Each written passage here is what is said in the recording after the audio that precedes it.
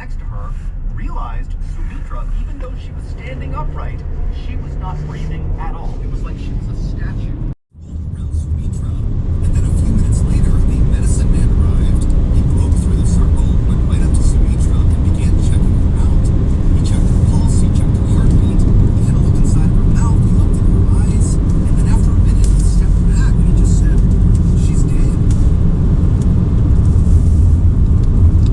Sumitra's husband fell to his knees, and Sumitra's mother-in-law, who was carrying Sumitra's son, began crying. All the while, Sumitra's body still remained totally upright and rigid in the middle of all these people, with her hands tight by her side and her eyes rolled back, and her face frozen in what looked like a silent scream. Eventually, the medicine man and Sumitra's father-in-law stepped forward and lowered Sumitra's frozen, rigid body onto the ground on her back, and they closed her eyes. There was no hospital to take Sumitra's body to, or official to call about her death. And in this village at this time, it was very important for both religious and public health reasons to take care of the body very quickly. And what that looked like was the villagers would work together to perform the Hindu death rituals, and then afterwards they would cremate the body, which is a process of burning the body until all you have left is the ashes. And so as Sumitra's body lay still rigid on her back right near her home, her family and the villagers began making preparations for her funeral. Sumitra's mother-in-law and some women from the village began scrubbing down Sumitra's body as well as putting essential oils on her face, and other villagers who were not a part of that went off to find wood. Villagers couldn't help but think that dark forces were at play here, that maybe Sumitra was possessed, and now whatever had possessed her and killed her is somewhere in the village. And so that night, as the sun started to go down, normally kids would be out playing in the village, but their parents said, "No, come inside, it's not safe outside." And so for the most part, the only people who were outside that night were the women who were still cleaning and prepping Sumitra's body for her funeral. And at some point, one of the women who was doing this was brushing out Sumitra's hair. And as she did that, she suddenly stopped and she backed up and screamed and pointed at Sumitra, and then the other women all around Sumitra from Sumitra as fast as possible. What all these terrified women were seeing was that Sumitra, her eyes were closed, but her eyes were darting left and right, so her eyelids were kind of fluttering. And then suddenly Sumitra's chest filled with air, and then she breathed out a long, loud exhale, and then she opened her eyes and she sat bolt upright and began looking around. And the other women who were terrified, they're looking at her, and they were struck by how completely healthy and normal Sumitra now looked. Even though for the past 45 minutes, she didn't have a heartbeat and was totally pale and looked completely dead. Sumitra wiped the essential oils from her face, and then she stood up, and as she did, the medicine man, he had heard all the commotion and ran over, and he ran to Sumitra and kind of assisted her and got her to stand on her feet because she was a little bit wobbly. And then the medicine man performed a checkup on Sumitra, checking her heartbeat, her pulse, he looked at her mouth, he looked at her eyes, and then he asked Sumitra, how are you feeling? And Sumitra said, "I'm okay." And then the medicine man, he kind of turned to face this now huge crowd of onlooking villagers, and the medicine man had a big smile on his face, and he said, "You all have just witnessed a miracle. Sumitra is back from the dead." Sumitra's husband and her in-laws were too shocked to say anything or really even react. But then suddenly, Sumitra's husband was overcome with joy, and he ran forward to hug Sumitra. But as Sumitra turned and saw him coming towards her, she backed up suddenly and put her hands out to protect herself from her husband. And immediately, the medicine man, he kind of stepped in between the husband and Sumitra, and he patted the husband on the shoulder and said, she's been through something very traumatic. You need to give her time and space to recover. And everybody in the village who saw this happen, they were accustomed to whenever Sumitra fell into one of her trances, when she came out of them, she oftentimes was a little bit confused. And so they all just kind of assumed that this is what was happening, but on a bigger scale. This is a really intense trance they've seen.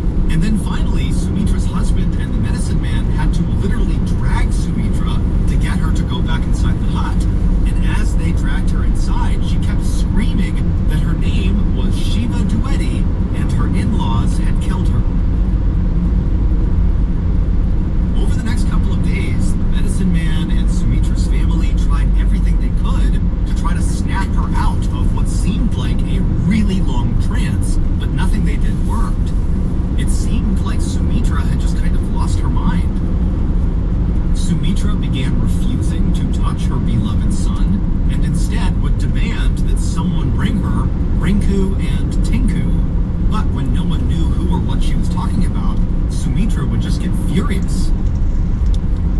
Sumitra had never gone to school and so did not know how to write. But now, suddenly, in this new trance that she was in, Sumitra would go inside of her bedroom and write these long, totally unhinged sounding letters to total strangers, asking them to come please take her home. And when she wasn't doing that, she was typically outside in the courtyard looking at a scar on her foot, wondering how she got it. Sumitra also began wrapping her sari, which is a type of dress fabric, in a new and strange way around her head. She also refused to eat off of any dishes that her family had previously used, and her voice began to sound different. It was higher pitched and much faster, and the way she spoke was always so rude.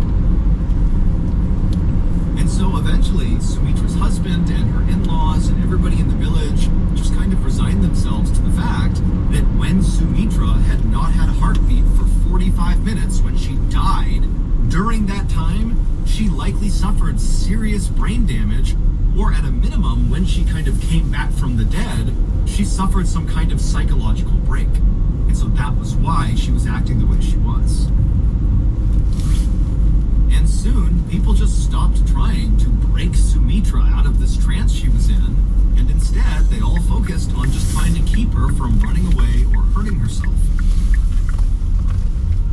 And then one day, on October 20th, 1985, so 3 months after Sumitra had died for 45 minutes, Sumitra's family heard a knock on their front door. When Sumitra's husband went to the door and opened it up, he saw there was this older gentleman standing there wearing a suit and nice shoes, standing several feet back from the door, as if he was kind of shy but felt compelled to knock on the door. Now, right off the bat, this man looked totally out of place to Sumitra's husband. Nobody in this village wore suits or nice shoes. In fact, most people, including Sumitra and her family, didn't even wear shoes. But even stranger than what this man was wearing was what he was clutching against his chest. He had this huge leather-bound book with gold trim around the edges that he was holding onto very tightly as if it was very important. And so finally, this strange man, who was visibly nervous and rocking back and forth, began to speak. But his voice was so low, Sumitra's husband had to lean forward just to hear him. The man said his name was Ram Tripathi, and he wanted to know if there was a young woman living in this home who had recently begun acting differently. Sumitra's husband had no idea who Ram Tripathi was. He didn't know this guy. He certainly didn't know where he came from. But what was going through his head was, how is this stranger who's dressed in a funny way, who's got this weird book, how is he aware of the issues my wife is having? And so after a long pause, Sumitra's husband just kind of looks Ram Tripathi up and down a couple of times, and then says, "Wait right here, I'll be right back." And then Sumitra's husband turned around, he walked through the hut into Sumitra's bedroom, and kind of matter-of-factly, he said to Sumitra, who was sitting there writing another letter, that there's a strange man outside named Ram Tripathi, and he's asking about you. Sumitra's husband expected Sumitra to just turn and look at him with a blank stare, like she had been doing the last few days. But this time she turned and looked up at him with a huge smile on her face, and then she leapt up and ran to the front door and leapt into the arms of Ram Tripathi. And Ram Tripathi, he was kind of taken aback, still holding his book, not really reacting to what Sumitra was doing. And at some point, Sumitra leans in and whispers something into Ram Tripathi's ear. And Ram Tripathi, he reacted to it very negatively. He kind of looked up at her and looked over at Sumitra's husband like something was wrong. But Sumitra's husband couldn't tell what Sumitra had said. And so the whole situation made no sense to Sumitra's husband. And apparently, it also made no sense to Ram Tripathi. And so pretty quickly, Ram Tripathi kind of pushed Sumitra off of him and took a few steps back and looked at Sumitra and said, "What's your name?" And Sumitra is now looking at Ram Tripathi with a look of anger and betrayal on her face. And she says, "My name is Shiva Dwivedi." Ram Tripathi, after hearing this, did not respond and instead just kind of gestured over to a low wall just outside of their house for he and Sumitra to go sit down on. And so he walked over and Sumitra followed him, they sat down, and Sumitra's husband, he walked over, but he stayed a couple of feet back standing up. And once Ram Tripathi was sitting down, he lowered his big leather-bound book and he opened it up, and inside were all these photographs. And right away, Ram Tripathi pointed at one of the pictures, which contained a bunch of people in it, and he turned to Sumitra and he said, "Can you identify who's in this photo?" And Sumitra, she looked at the photo and immediately began rattling off names that were all correct. These are people that Sumitra's husband, he's looked over, and he's got no idea who the people are in that photo. And so after Sumitra correctly identifies that photo, Ram Tripathi turns the page, he picks out another photo, and he says, "Can you identify who's in this photo?" And again, Sumitra, one by one, would name correctly all the people in the photo. And then finally, Ram Tripathi took a side, and he flipped the page one more time, and he pointed to one particular picture which contained one person. And he looked at Sumitra, and he said, "Do you know who this is?" And Sumitra, she would look over at the photo, and instead of immediately saying the name, she paused, and she kind of began to breathe heavy, and she seemed kind of angry, and then she looked at Ram Tripathi, and she said, "I know who that is. That's my sister-in-law, and she killed me by hitting me over the head with a brick." And at this, Ram Tripathi dropped his book on the ground, and he turned and embraced Sumitra as hard and as intensely as she had when she had run out and leapt into his arms.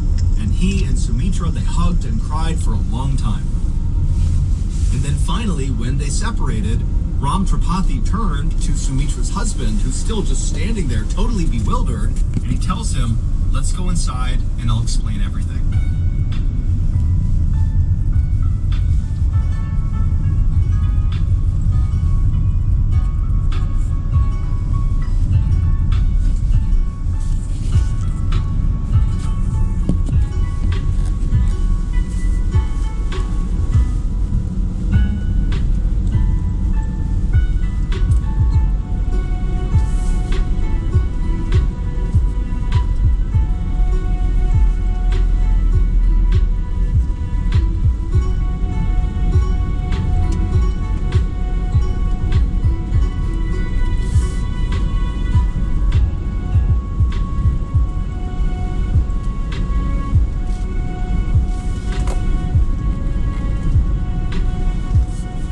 Once Ram Tripathi was inside with Sumitra and her family, he told them an unbelievable story about a woman named Shiva Dwivedi.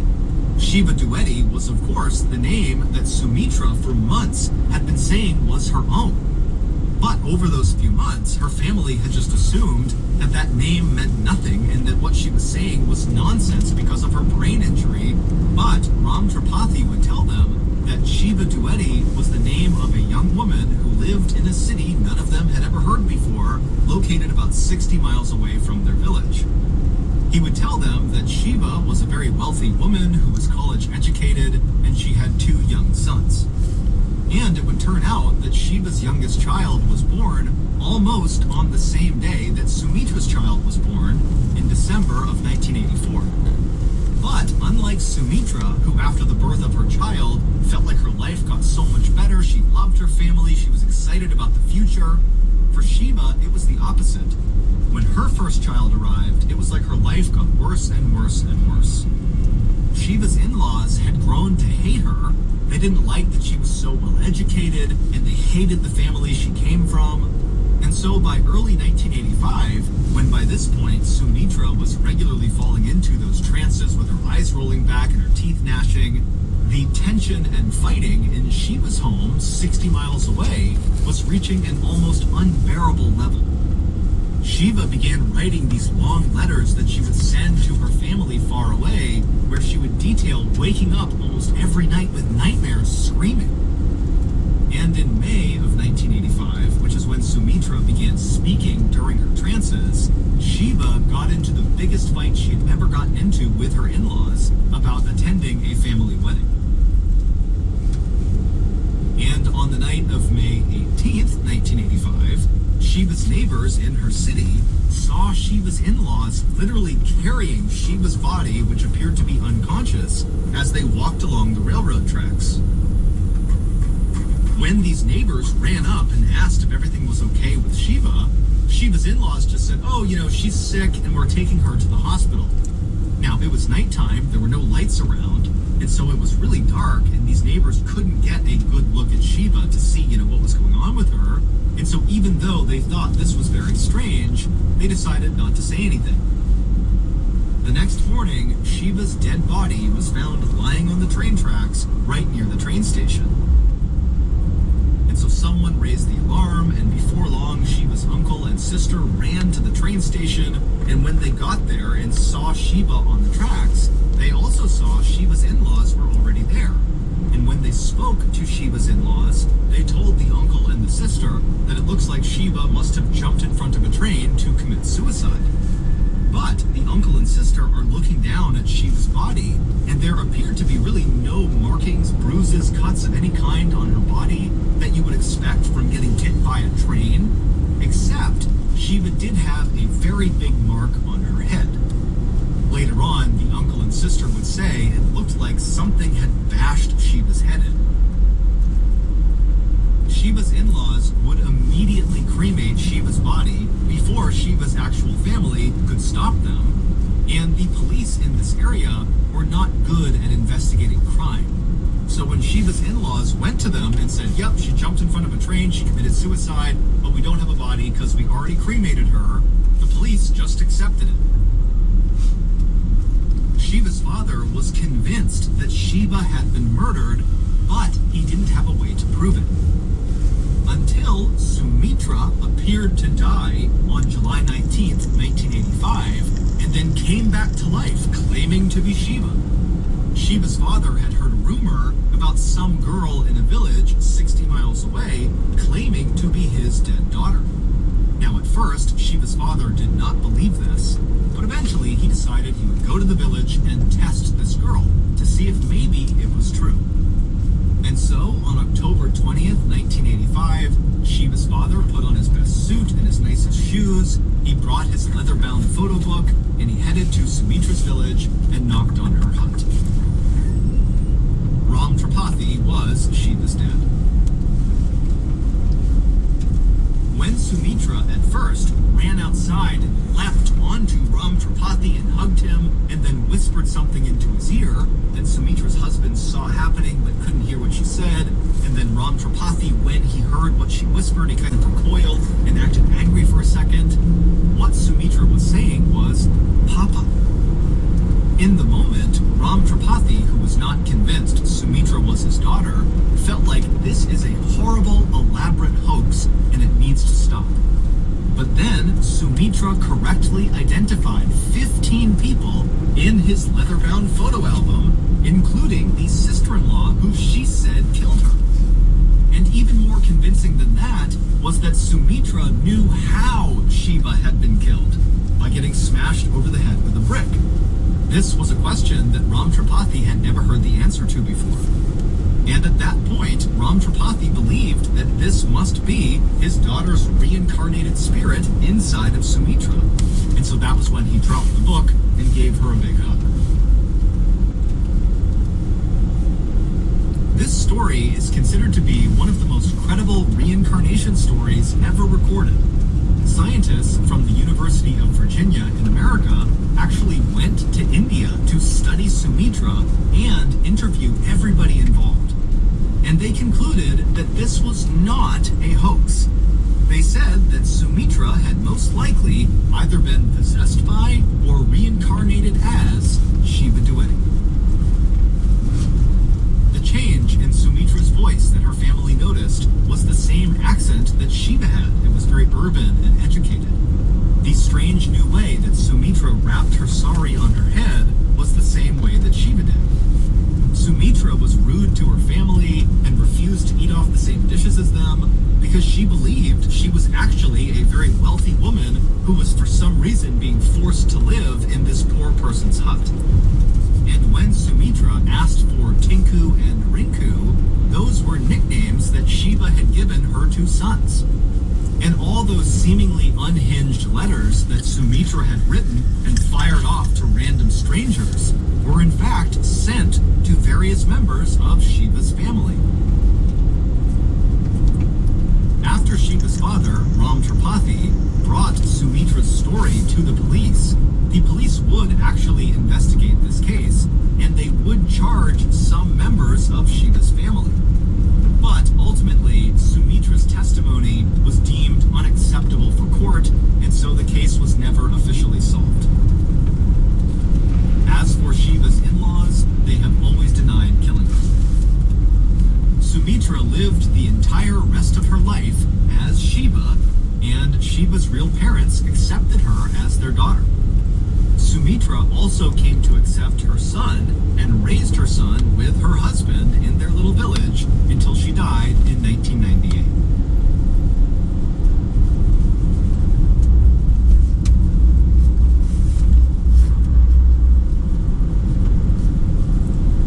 This story takes place about a month ago.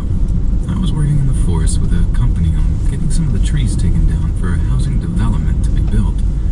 I wasn't happy about it, mind you. It paid the bills, though. Nowadays, I'm working with someone in my town. That's completely besides the point, though. Let me get back on track.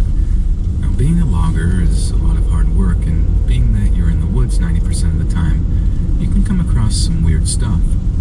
We found old tents, tons of trash, jackets, shoes. Hey, a few years back, someone even found some remains. No joke. They still haven't been identified, though. Pretty spooky stuff. Now, I've been in the logging business for a few years and never came across anything of note. A few tents and such, but nothing like everyone was talking about. I was ready to see something. I did eventually get that wish. It was about 6 p.m. and we were getting ready to call it a day. It's too dangerous to work at night, so we got off a little bit early in the winter months. The guys who were there, which was only two, hung out at the truck, and I went off into the woods to have a pee. Sorry, but when you're out there, nature is your toilet. We did have a porta potty, but who really wants to go in one of those? I was working on getting the flow going. I've been having some issues with that lately when I heard a branch snap behind me. It was getting dark, and I was pretty much alone. I'd walked out a little further than I should have, so I was getting a little uneasy. I tried to look behind me while still focusing on peeing, which had finally begun. I heard a second crack, and then a chuckle. I knew then that it was my coworkers. If you wanted to be embarrassed, you should have just asked. I then made a gesture of turning around and heard one of them call out. Never mind. Just hurry up, it's freezing out here. I heard them walking back to the truck, and soon they were out of earshot. I zipped up and started heading back, but then, snap. It was much farther away this time and behind me again. It was coming from the direction I was facing when I was taking a pee. Ha! Very funny, guys. Come on, let's get out of here. Nothing. No one laughed and nothing moved. Guys, seriously, I'll leave you here. Again, I didn't hear anything. I scoffed and turned around to leave. Alright then. I don't want to keep your mama waiting anyway. As soon as I turned, I heard it again. Snap. I knew that would get his attention, I thought. Turning around, I said, "So are you ready?" I couldn't finish my sentence. Far off in the untouched forest was some kind of figure. It looked to be about my height, 6 feet, but its head was strangely bulbous. There seemed to be steam rolling off its body. Given it was about 25 degrees out, this thing's body heat had to be off the charts. It was only covered in skin, no hair like I would be expecting, especially in this weather. What stopped me, though, what made me quite literally stop in my track, were its eyes. They were a deep red and had a glow to them. They weren't unlike when a dog's eyes catches the light, but I'd never seen something like this. I could even hear it breathing. I'd say it was about 50 yards away, but the breaths were so labored and raspy, they were easily audible. It was almost like a growl. I finally regained my bearings and started to back up towards the truck. I wasn't sure how far I'd come, but it couldn't have been too far. At least that's what I hoped. Soon I was running into my absolute dismay, I could hear this thing pounding through the forest mere yards behind me the whole time. I looked back, and it was running on all fours despite it looking bipedal the first time I saw it. I began calling out to my friends, saying, "There's something out here! Start the truck!" Soon I could see them in the distance. They either hadn't heard me or didn't believe me. It was the latter, I soon found out. I hopped in the truck and urged them to hurry as there was something out there. They both just laughed and leisurely walked over to the truck. It wasn't until my eyes grew wide and the thing that had been chasing me appeared over the hill. It was now nearly wheezing and growling at the same time. Seeing that I wasn't messing with them, they ran to get in the truck and shut the doors just in time. The thing slammed against the side of the truck and fell back on the ground before screaming at us and running off. I wasted no time and floored it to get out of there. We were on the road soon after and were all freaking out. They apologized for not believing me, but I wasn't worried about that. I was more worried about going back out there the next day. We told our boss about what happened, and while he didn't believe us at first, he couldn't deny the large dent in the door of the truck. Either way, whether he believed us or not, we still had to go back the next day. I didn't want to. None of us who'd seen it wanted to, but we didn't have a choice. It was either that or get fired for not showing up. The day that followed was pretty quiet. Everyone kind of kept to themselves. It was pretty easy to do so. Most of the team was gone. We were just told to clean up a bit around the area. The day was uneventful until we started packing up the equipment in the truck. The growling came again from the south of us. We all perked up and looked over in that direction. We couldn't see it at first, which is way scarier, but soon the growling got louder. We all looked around until finally one of the coworkers spotted it. He pointed it out, and the other coworker and myself jumped in the car. We urged him to get in as well, but instead, he pulled a pistol from the glove box and fired 4 shots at the thing before getting into the truck with us. From what we could tell, he hit it twice, once in the leg and once in the chest. That's when we got in and left. The following morning, since I was off, I called the wildlife preserve and let them know what we'd seen. I'm not sure how serious they took my claims. Even when I told them about my friend shooting at it, I really hoped they'd at least investigate. The following weeks were uneventful, and we never saw it again. It either ran off to another part of the forest, or my friend actually killed it. Either way, I'm glad I've never had to deal with it again. I'm still not even sure what it was.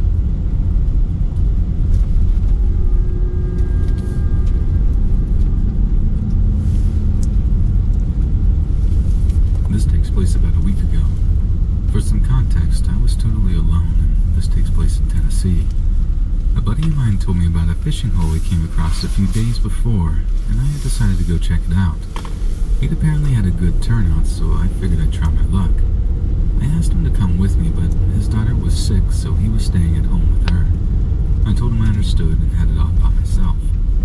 Following the mental directions I'd taken when he told me where to go, I eventually made it. Even though it was pretty deep in the woods, I had a good mental compass. I wasn't worried about getting lost. I don't know what made him think this was just some other fishing hole. It was easily the size of a small lake. I rolled a log over to sit on it and set up a new pole before getting started. It was a nice day out. That's not really relevant to the story, I just remember it so well. Soon after sitting down, I was casting out and lighting up a cowboy killer. I was halfway hoping to catch something, and another half of me was just looking to get away for a little while. I was beginning to enjoy the time alone. I'd say it'd been about 20 minutes past, and I'd caught about 3 fish. One that managed to jump out of the bucket because I'd forgotten to put the top back on. Not a spectacular day to say the least. I cast it out with my last piece of bait and decided if I didn't catch anything else, I'd throw the other 2 back. They weren't that big anyway. While I was on my last cast, I heard something on the other side of the lake. It was similar to the sound a dog makes when it was drinking water after being in the heat, a really loud lapping sound.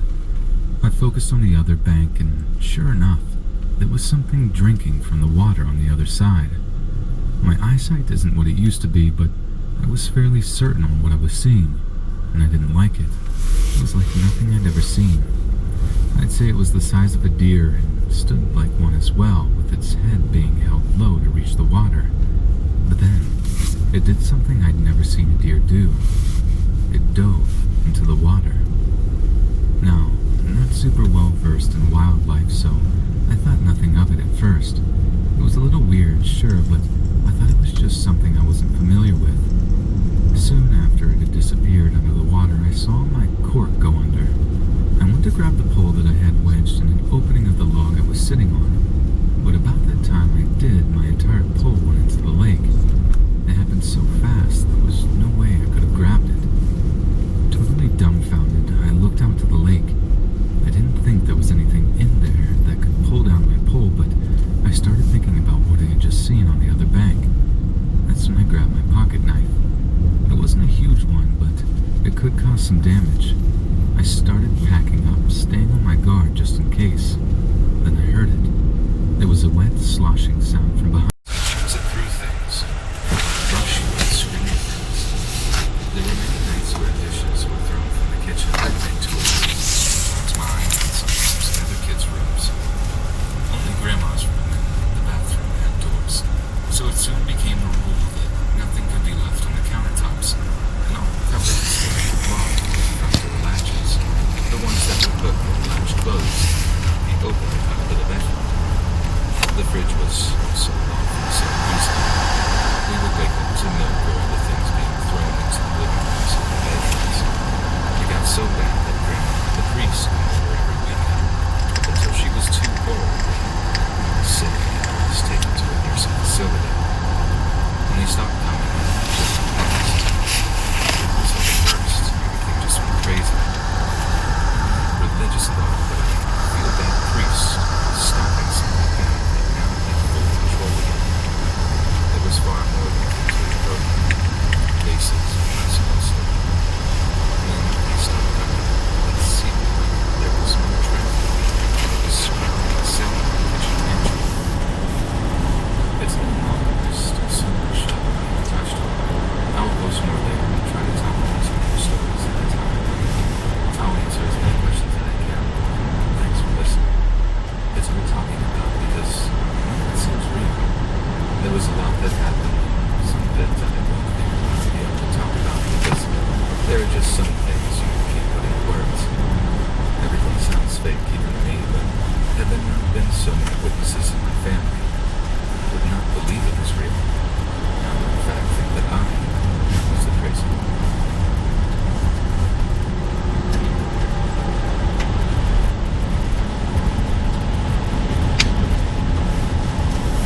Several experiences in the same location, within months of each other. The first one happened when I just adopted my puppy.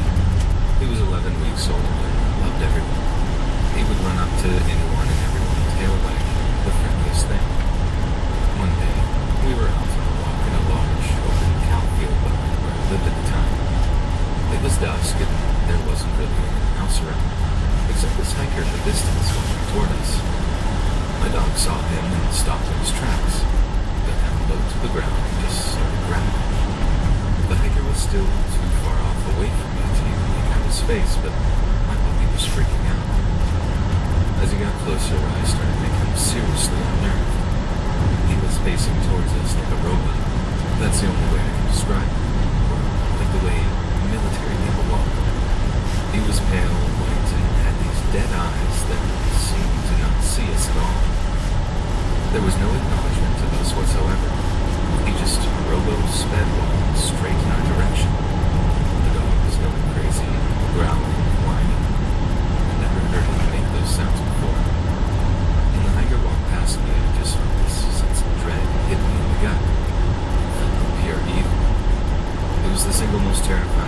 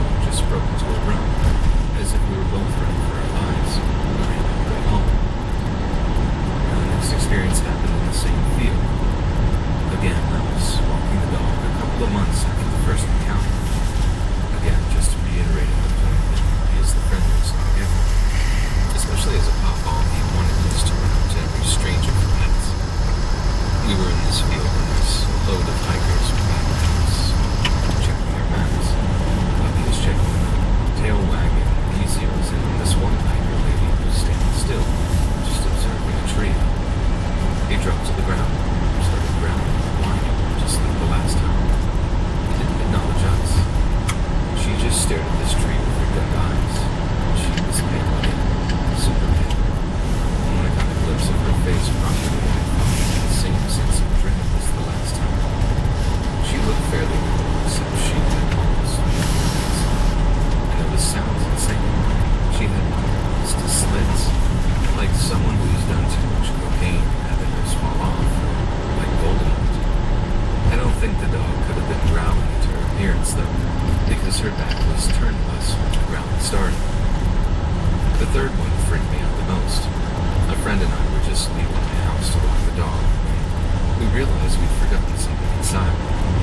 Where I live, there's no car access, and it's considered the safest area ever, so the dog is usually free to roam around inside, saying hello to people on the path.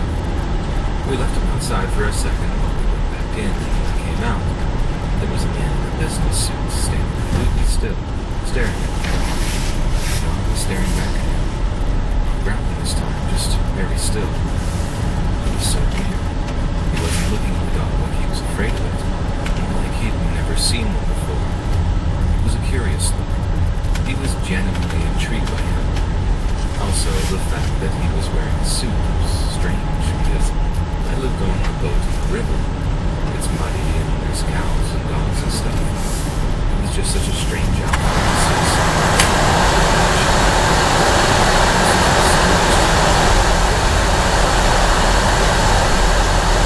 Anyway, she was staring at me for a good minute or so before I just observed the door. Past the gate into the field, the others where the house occurred. We followed behind him because we happened to be going in the same direction. We followed him through the gate, into the field, and watched him veer off to follow a path to our left, towards the hill that the first hiker was marching towards. We continued on straight with the dog, heading for the pub on the other side of the field. Can you tell him from England? When I realized I'd forgotten my purse, I turned around to go back, but the suit guy was back at the gate we had just come from. He was just standing there, staring at the gate, occasionally lifting the latch on it, as if he was inspecting it. It was super weird and creepy. What was he doing? He was just walking away and then turned around and came back to life, I guess. Checked the gate mechanism was working properly. I decided not to go back for my purse because I didn't have to walk past him again. Now the fourth experience happened in the same field another couple of months after that. On a dog walk, again. My boyfriend was with me, but he told me to go ahead into the field while he finished getting ready and then he'd meet me there. So Pup and I walked out into the field and immediately spotted a hiker, robo-power walking towards us as if he'd just come down from the hill. It wasn't the same guy as before, but it was the same kind of unsettling energy. I felt it in my gut. It was wrongness or unease, and he was walking the exact same way. I pretended to chase my dog in the opposite direction and waited for him to pass through the gate before I got back onto the path. I watched him walk through it and disappear past the gate into the path. I carried on walking, and about 2 minutes later, I felt like I needed to turn around, so I did. And there he was again, now walking towards us with those dead eyes. I literally felt my blood run cold. I've never been so terrified. He was going so fast and with such intensity that the dog and I just started running.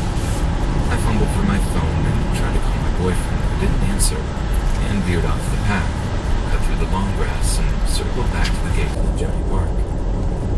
Creepy alien dude continues power walking up the path he just come down, as if he's going back up the hill.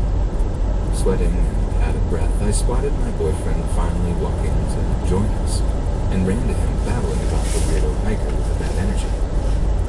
He says, "Where?" and as I turned to point him out, we both realized that he's now power walking backwards, with his eyes locked on us, still heading back up the hill backwards. What in the world? We were both seriously freaked out. These all happened in the summer. Come on, I was living alone in the boat with the dog while boyfriend was away from work. One night around midnight, the dog and I were walking home from a pub quiz. It It's always super dark on these country paths, and my phone had died, so I had no light and was literally crashing into hedges and trees, trying to feel my way by moonlight. And the moon and stars were super bright that night. So I get to my boat. I have to cross over the river on a bridge. As I'm walking over the bridge, I was looking up at the stars, as they were the only source of light. I ended up observing what I thought was a plane because it was moving steadily in my direction, over that hill and that field where everything happened. As I'm watching it, it seemed to suddenly look at me. I don't know how to describe that. It's as if it suddenly realized it was being observed. I felt us connect, and it shot off to the left super fast and blinked out of existence. Obviously, in my mind, that's a UFO, and it's hovering over the hill where the creepy alien-type people keep appearing from. So I was terrified. I ran all the way home, crashing into bushes like a crazy person because I couldn't see. Locked the door and hid under the covers like a kid. A month or so after that, woke me up at around 4 a.m. because he needed the toilet. Half asleep, I went to open the door for him and let him outside. Let me just paint a picture so you understand how weird this is. I live on a boat on the river. Where my boat was moored was the middle of the countryside. There's no lights on at night, not much light pollution, no street lights. It's pitch dark apart from the light of the stars and moon. So I stuck my head out of the boat and called the dog back and found myself being blinded by a white light. I was confused. I looked up at the sky and couldn't even open my eyes fully because it was so bright. It was like this giant white mass, really low in the sky. So low and bright that I couldn't see anything else if I looked up. The dog came running back in and I slammed the door shut, locked it, and tried to go back to sleep. It was almost like you didn't see anything wrong. I didn't even think anything of it at the time. And looking back, it makes almost zero sense why I would feel that way. I even went back to the spot recently to make sure there's no other light I missed, like a new lamppost or something. There isn't. I don't know what these mean, but I moved back to land away from the hill and field. They stopped happening.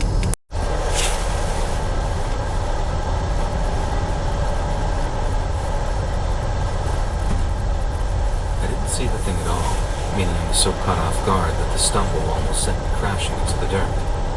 So after calling whatever it was a mother lover, I decided to kick away some shrubs to see exactly what had almost taken me out.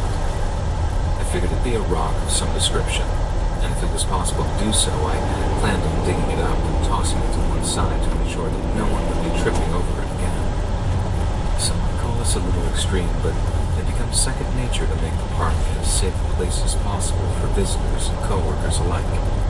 One thing you learn as a forest ranger is that a lot of things are completely out of your control, which then teaches you to always act on the stuff you can control. Anyway, after stamping my foot down to find the thing that had tripped me, and then kicking away the shrubs around it, I was surprised by what I saw. It couldn't have been a rock. The shape was way too unnatural, and after wiping away some of the soil around it, I caught a glimpse of something that looked a lot like a seam. And if it had a seam, then it might just be some kind of box that someone had buried there sometime in the recent or distant past. But no matter what it was, I didn't have the time nor the energy to stop what I was doing and take it up. So instead, I tried to mark out the spot as best I could, stamping down more of the undergrowth to make the clearing more visible, and made my way back to the HQ. I mentioned the thing in passing to one of my co-workers, and although she wasn't exactly shocked, she did show some interest. I know for a lot of you, the first thing that comes to mind is some kind of buried treasure. And with Northeast Harbor boasting some summer residents, such as the Rockefellers no less, it wasn't out of the question that something valuable had been buried there. But even so, no one was rushing to go dig it up. I mean, I didn't even really know what it was. So while the box remained of interest, digging it up wasn't a priority by any stretch of the imagination. A few days went by, then one afternoon I found myself with a few spare hours. But then, rather than finish early for the day, I decided to grab a shovel, head down to the shortcut near Eagle Lake, and dig up the box to find out exactly what it was. It made for hard and sweaty work, but after maybe an hour or so of digging, I was finally able to see that, yes, it was a box, no bigger than the kind that you'd buy shoes in, and it had been buried there for a long time. I heaved it from the dirt, dusted it off, and set about pulling away the rotten twine from the latch where a padlock might have otherwise been. I'll admit to being quite excited at the time. It didn't once occur to me that it could have been anything sinister. But when I opened the box and lifted up a rotten piece of cloth away from whatever was inside, I gasped and slammed the lid shut after catching just a glimpse. It wasn't gold or silver or jewels, nor was it a murder weapon from some decades-old murder, as one ranger had suggested with a chuckle. It was a skeleton. The tiny, newly formed skeleton of a newborn baby. I didn't touch anything else. I just ran back to HQ to tell people what I found. Soon, almost everyone on duty that day was down near Eagle Lake. Then, not long after, so were several other state troopers and the whole forensics team. But before they all got there to take the scene off, our chief ranger looked inside the box just to see for himself what was in there. Like I said, I only got a glimpse, but I saw enough to know what I was looking at. Whereas the chief, he took a long, hard look at the little thing, long enough to see the things I hadn't. I couldn't bring myself to look at it again for a long time, but when the chief said the skeleton looked all wrong, he was right. I had never seen a baby skeleton before, so it wasn't like I was an expert. But all who said it agreed that the skull seemed way too large, and that the arm seemed way too long. As one of us put it, the poor little thing barely looked human. But it was because the genetic testing came back positive as being entirely human in origin. In the end, we pieced together a very sad chain of events. Sometime between 1920 and 1930, some unsuspecting mother gave birth to a heartbreaking, disabled child. There was a chance that this child died of natural causes because there were no signs of any trauma on the skeleton. But that didn't rule out the possibility that someone had taken it upon themselves to personally end the child's suffering. Then, after the child was gone, someone placed it in what would have been at the time an expensive felt-lined box, then buried it deep in the woods where no one might ever find it. Why they might opt to do that in lieu of just giving the child a proper funeral, I have no idea, but the reason could have been a good one. Cut to almost 80 years later, some slowly growing tree root has pushed it further and further to the surface over time, until just a nub is sticking above ground. A little nub that I just so happened to have stumbled over. Seeing as the child's body was found on federal property, we were able to enlist the help of the FBI's DNA analysis unit down in Portland, which I think I already mentioned. And we were hoping that we might get a match with a distant relative that had a file, but nothing came back positive. This little kid had no name, no date of birth, and its only possession was the small improvised coffin we found here. We also heard from the FBI that the child's large skull, which they called Backroads, was probably the result of genetic disorders such as Weaver's or Soto's syndrome. From what I can understand, conditions like those are relatively easy to treat today, but back then, some poor kid born in bad circumstances, they wouldn't have nearly the same chances. It all makes for a heartbreaking story. Even our most probable theories were nothing but speculation, but no matter which way you can cut it, there's no doubt that our boy had a degree of sympathy, because that was all. We were madly in love with one another, had every intention of staying together until we were old. Greg. But the truth was, we wouldn't last 5 years. We had trouble getting pregnant, so we went to a fertility doctor to do some tests, and that is how I found out that I was incapable of bearing children. It didn't seem like the end of the world, at first anyway, and discussed both the possibilities of adoption as well as living another child-free lifestyle. I thought our marriage was strong enough to survive something like that, and it turns out I was wrong. When he filed for divorce, I was heartbroken. I never really experienced true heartbreak until then. If he'd have said from the get-go,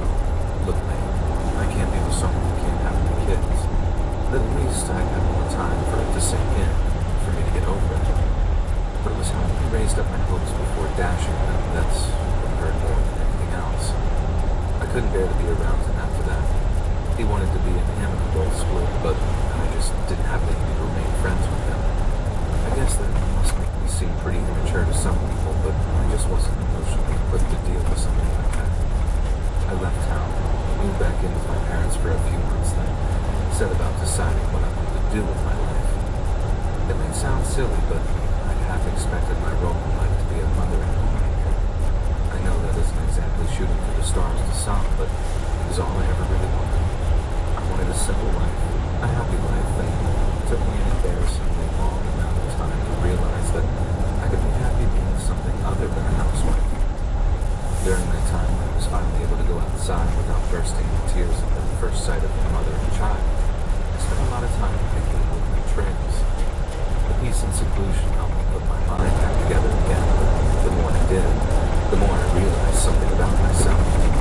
I could quite happily spend the rest of my working days walking around the woods, and relative peace and quiet.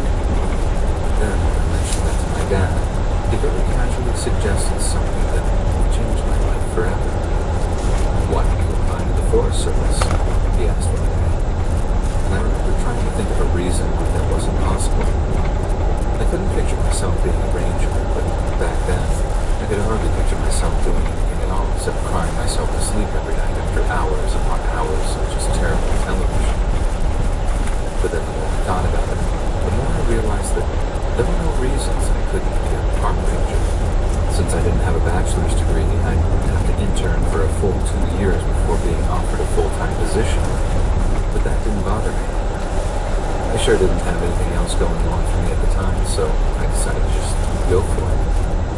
Now, having grown up in Gary County, Maryland, I sometimes pictured myself walking the Appalachian Trail during the warm summer months, wearing one of those smoky bear hats. And when it came time to apply for internships, there was only one place accepting applicants, and that was Acadia National Park up in Maine.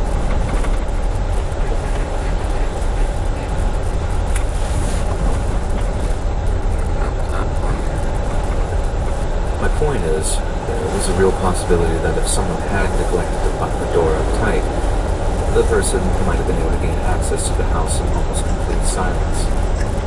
Anyway, since it was a crime in progress, as they say, the police whizzed around pretty quickly, snuck around the back, then rugby tackled the would-be intruder. And at that, Laura's dad runs downstairs to give him a hand, but Laura said that all they kept saying was, "Let me get a look at him, let me get a look at him." Burglars are usually common around this time of year, with, I would expect some Christmas presents just sitting there under various trees. I think that was probably everyone's first thought. But then it must have hit Laura's dad before it hit her, because it was only when he said, "Let me take a look at him," that she realized who it might have been, or rather, who it actually was. She said that she got chills the moment her dad said, "Yeah, that's him. He was here a few weeks ago after following my daughter home." It was Linford. And the fact that he tried to break into her house in the middle of the night was frightening enough. But there was nothing on what Linford had in his backpack. The police found all sorts of pills, rope, knives, tools, a load of cheap headphones, and a cassette tape.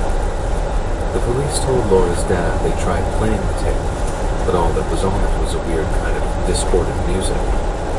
Linford wouldn't explain what he was planning on doing.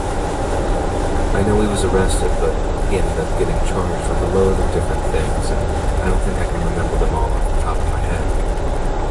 I know he got charged with attempted breaking and entering, but then there were other charges involving conspiracy to do all sorts of different things. I think kidnapping was one, GBH was another, but then there was odds and sods in there too on account of all the crap that he had in his rucksack. Something like conspiracy to administer poisons. Something like that anyway. Regardless, Linford ended up doing a disappearing act for the second time, much to our relief. And if he managed to sit his exams, it definitely wasn't in our school. I sometimes wonder if he ended up going to kiddie prison and for how long, because if it weren't for me, he'd be in some kind of loony bin to get some proper treatment. He was so obviously a wrong-in from the start that it just makes sense to think that there was either something wrong with him, or he came from some uber messed up household with God knows what kind of parents there to mess him up.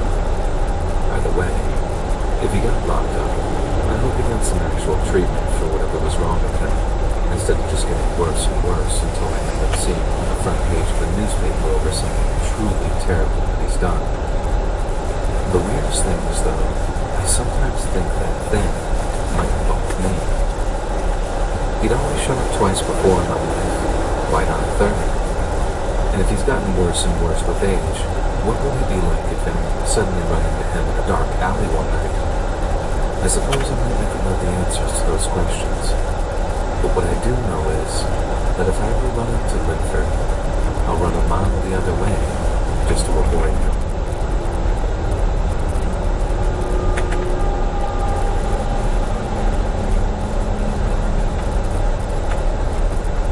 Being an addict during the holidays can be a surreal experience, and I put it lightly.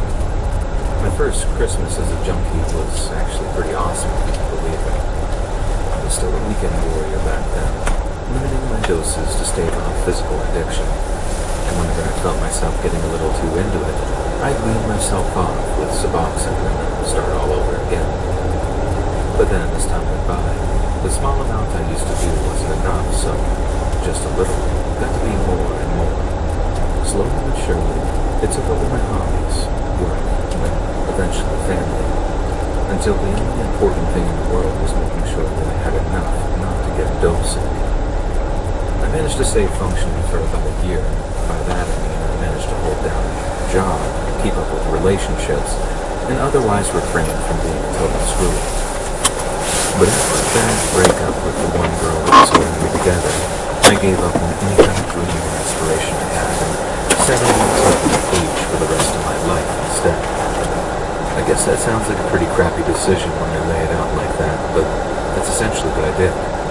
I told myself it was all just temporary, that my so-called hero's journey would end in me kicking H after a few months in my butt, and that it would all end up being a crazy story that I told my drinking buddies one day.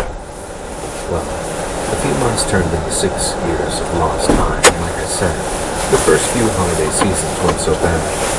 But once I stopped talking to my parents and moved up to Portland, that's when things started getting rough. For a start, a junkie in the Pacific Northwest, the years split into two halves. As the old Ella Fitzgerald song goes, summertime and the living is easy. And that's for all the obvious reasons you can imagine. Nice weather, good dope after the dry season harvest down in Mexico, and everyone's relatively chilled out. But then in winter, all you got is dope from the wet season harvest, which is wheat and fat barely at the time. Then after that, the waitress started her shift an hour or two after I did, so it was normal that I come home to an empty apartment. So I finished my shift. One of the guys from work gives me a ride back home, and I got these tingles of exhilaration knowing I'm about to spend an hour or two in a warm bath with a few bumps of age to keep me company. I walk into my apartment, flop down onto the couch, then reach under it to pull out the little wooden box that we kept our dope in, and I sat it down on the coffee table, flipped it open, but instead of the 5 little baggies that should have been staring at me, there was nothing. At the time, I figured there had to be some kind of mistake. I had all these wishful thoughts, like maybe my girl had stashed the dope elsewhere, or maybe she poured all the dope into one particular bag. You'd honestly be amazed at how much people will pay for baggies when they really need them. So maybe she'd sold or swapped the smaller ones, then just forgotten to put the dope back in the box. It sounds really pathetic looking back on it, but it took me a really pressing long amount of time to realize that it wasn't some innocent information. It really was what the pills going missing. The girl wasn't my girl anymore, and on her way out, she'd stolen almost everything of value that she could carry. Again, it sounds pretty pathetic, but I think that was one of the single worst moments in my life right there. My immediate reaction was, well, bad.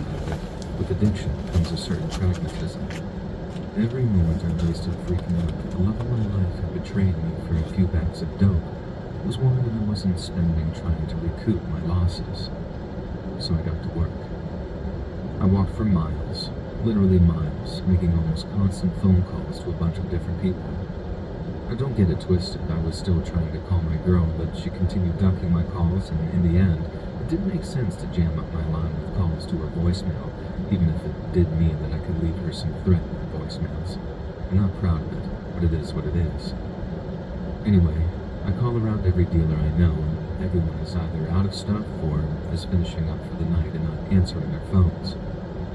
All out of options, I started calling around everyone I know that uses, and all I can get my hands on is enough dope to last me the night.